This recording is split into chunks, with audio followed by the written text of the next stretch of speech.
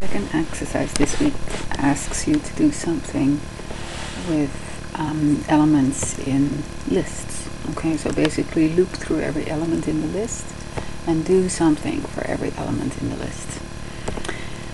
So in this case I have these two lists, first name and last name, first names and last names, and there's 8 elements in the lists in total. So I want to just print a greeting to each of these participants. The first participant is Robert Collier, the second one Paul Lapidus, etc. So the way that I can do that is by creating a for loop. For, now I want to do something for every element in those two lists. So I want to I want to create an index into those lists, to index into the list. So I'll create for an index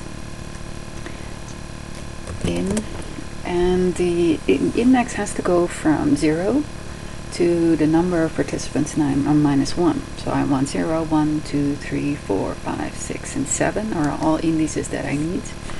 So I can use the range function for this, and I need the first one to be of size to be 0, parentheses 0, and then the last one is number of participants. And remember that that last one is not included, so this gives me the numbers from 0 to 8.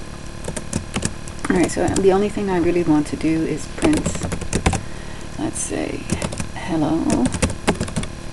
And then what I want to grab is the first name and the last name.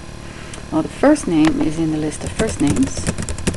And what I want to do is each time I want to grab it based on the index that I have at that time. So the index, and then the last name, and again the index. And to make it very clear what is happening here, let's also print the index itself. So let's print the index is the index, so that we're very clear on what is happening here. Alright, let's see what happens when I run this. So Python greet all.py.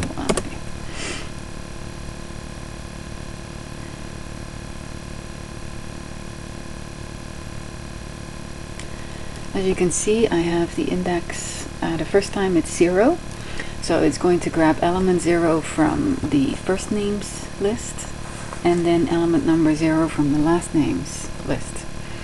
So I end up with Robert Collier. The next time that it's executed, I get index value 1, and I again take the first the element at index number 1 from first names, which is Paul, and then the second element, or element that sits at index number 1, from the last name, which is Lapidus, etc., etc., until all the elements in the lists have been printed.